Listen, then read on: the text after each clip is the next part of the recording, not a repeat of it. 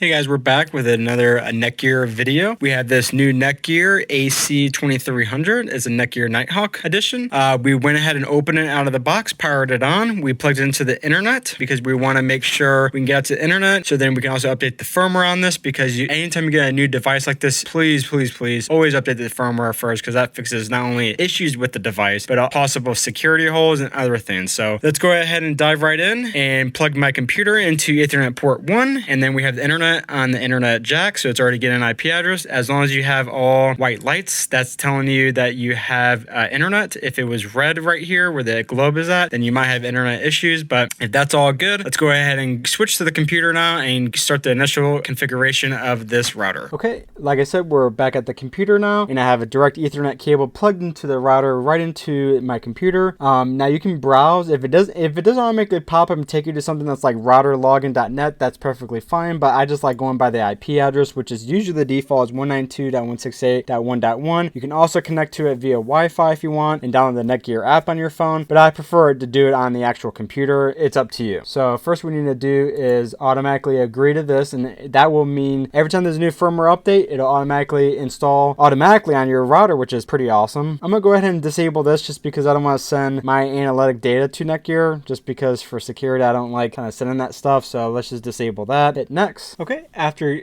I keep trying to hit the router login, they keep redirecting you to Netgear's router login website, which is basically telling you have to use the Netgear app. So I don't really like this option because I like having more control, but for the standard user, I guess you download the Nighthawk app on your phone would be good. So if you want to open up your Google Play Store or Apple Store, go ahead and search for Netgear Nighthawk app, and let's go ahead and install that app and open it up. And make sure when you open it up and have it installed, go ahead and connect to the default Wi-Fi, which is something like Netgear 64 or 84 or something like that. It's going to be on the back of the Netgear router, and it'll also have a default password as well. So connect to your Netgear Wi-Fi and using that password on the back of your router, and let's go ahead and continue the configuration from there. Okay, here's our Netgear Nighthawk, and like I said, on the back is going to be your router login there, and then you can see Wi-Fi name, that Netgear 68, and then that crazy generated Netgear key password right there. So once you connect that, which we already did, and we downloaded the Netgear Nighthawk app, so let's go ahead and agree to the terms of service and get this going. Don't really like this option, so I'm going to hit don't allow, but that's personal preference. Now let's go ahead and set up a Nighthawk, and we're going to go to Wi-Fi router, and it looks like it wants us to scan the QR code on the back, so let's do that. So if you have a QR code, that usually comes on the manual. I think we already threw that out, so I don't have that. So you can scan that. It might be on the bottom. It's not on the bottom of mine, so I'm just going to go connect manually and see if it'll just let me find it that way. All right, let's hit next. And yep, it's just giving you the initial setup. Yep, connect to Netgear's Wi-Fi. Got all that. All right, now it's connecting to the router. Since we're already connected to the Wi-Fi, we just backed out of that, and it's connected. Now it's checking for the internet. All right, now let's hit next. And this is the part where we can actually customize our Wi-Fi name. So if you don't like that Netgear name, we're going to go ahead and, we'll just keep ours the same. We don't really care because, like I said, this is just a demo, but this is where you can change your SSID and then your Wi-Fi password if you don't like that Wi-Fi password. All right, we're going to get hit next. And then now this is the login to your router, login to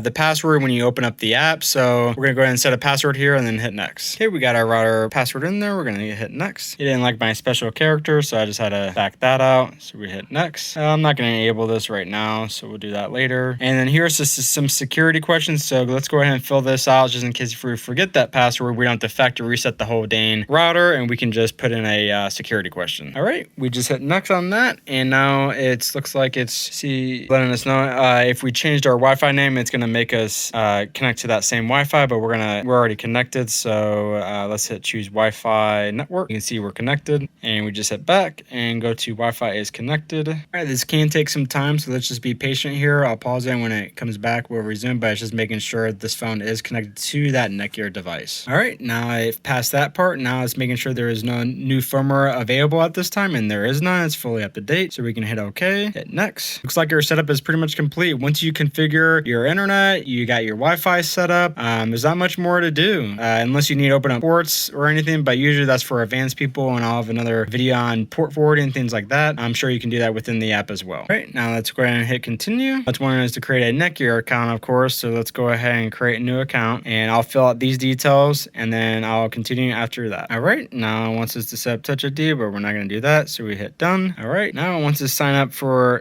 support plan. We don't need that, so we'll do just maybe later. Hit OK. No, we don't want that. Maybe later. All right. Well, there we go. So you can see your status of your router. You can see the IP address for it. You can reboot it. Check for updates from here. You can change the router name. That's pretty cool. You can see your internet port and everything, which is nice. You can see devices that are on there. That's pretty cool. You can go to the security. This is actually pretty neat. This is all newer. You can see just different. You can install Bitdefender remotely, which is nice on machines. Like I said, I'm not going to go over everything in here, but there's definitely some cool stuff in here. You can do internet speed test, which is nice. Let's try that out. See what internet speed we're getting here off this. We are connected via 5G to the router, so that should be pretty decent and not utilizing 2.4 gigahertz because that's a little bit slower. Now my internet speed is about 140, 150 over 150, so we should get about 100 or so down, 100 up. Yeah, it's not bad. So about 114. That's roughly what you get with Wi-Fi. You lose a little bit internet speed. Here you can set up your guest Wi-Fi. So if you want a whole separate guest Wi-Fi network, that's pretty cool. You can set that up there. Traffic meter, which is nice. You can see all the traffic in and out, how many gigabits of data you're using. Overall, pretty cool.